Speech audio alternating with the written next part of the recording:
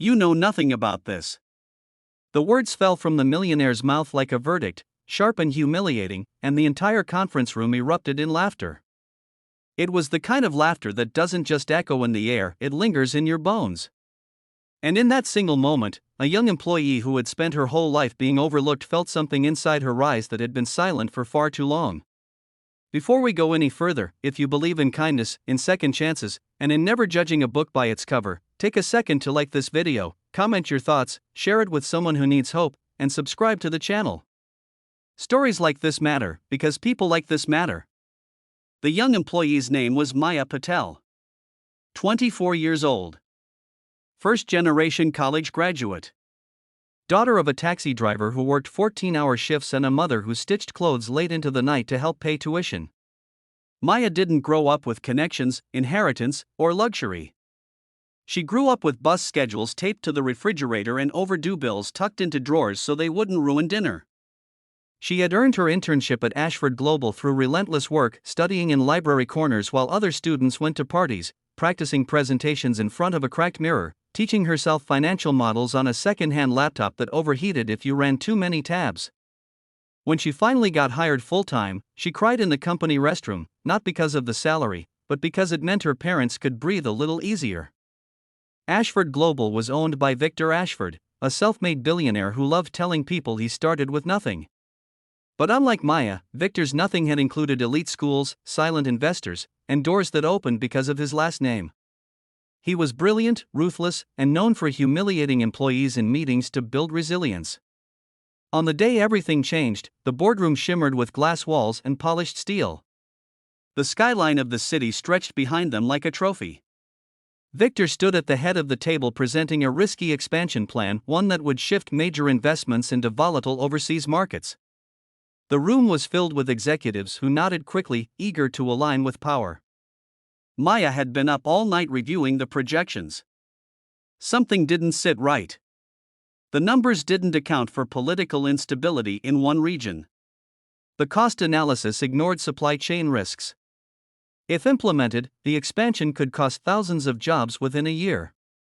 Her heart pounded as Victor concluded his presentation and asked if anyone had questions. The room stayed silent. Silence was safer. But Maya raised her hand. Victor paused, eyebrow lifting. Yes? Her voice trembled at first, but steadied as she spoke. She referenced data, cross-checked reports, and calmly pointed out the overlooked risks. She suggested a phased approach instead of a full commitment. Victor listened for exactly 10 seconds before laughing. You know nothing about this, he said, waving his hand dismissively. You've been here, 8 months? Leave international strategy to those who've actually built something. The executives laughed, not because it was funny, but because power had given them permission to. Maya felt her cheeks burn. She could have shrunk back into her chair. She could have apologized. That's what she'd done her whole life when someone made her feel small.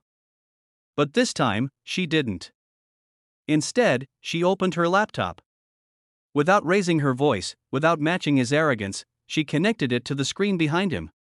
A spreadsheet appeared detailed, color-coded, and precise. She had run simulations overnight.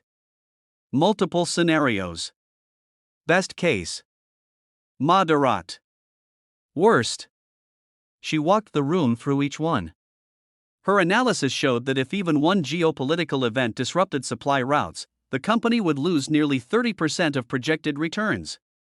She highlighted a clause buried in a partner contract that exposed Ashford Global to penalties no one else had caught. The laughter stopped. Victor's smile faded. She wasn't guessing. She wasn't emotional. She was prepared. Then she showed them something no one expected. A smaller, alternative expansion plan targeting underserved domestic markets. Lower risk. Steady growth. Sustainable hiring. It wasn't flashy. It wasn't glamorous.